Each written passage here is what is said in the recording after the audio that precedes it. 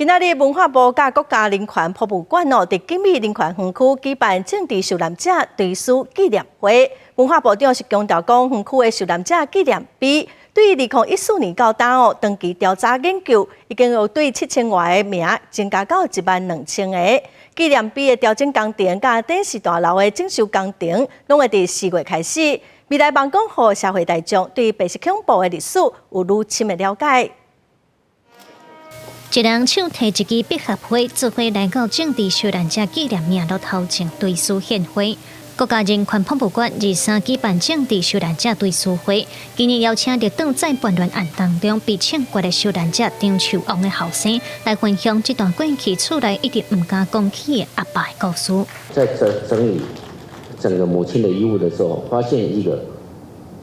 小木盒子，一共140几封，里面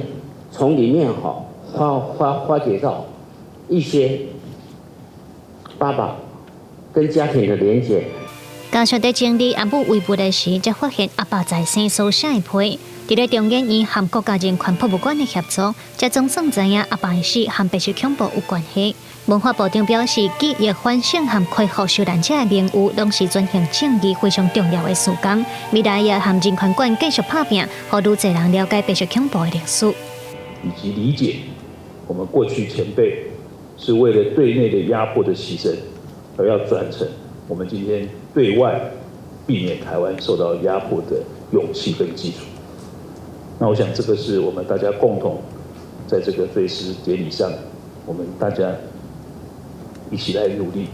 连官苏铁嘛表示，人权馆的纪念碑名录对2014年启用到达，经过研究调查，已经对原本的7000外名增加到12000个。纪念碑也会做调整工程，说来人权馆嘛要起新的电视馆、电状大楼等等，这个工程拍算会对4月开始动工，希望会当让人权馆的功能愈较长。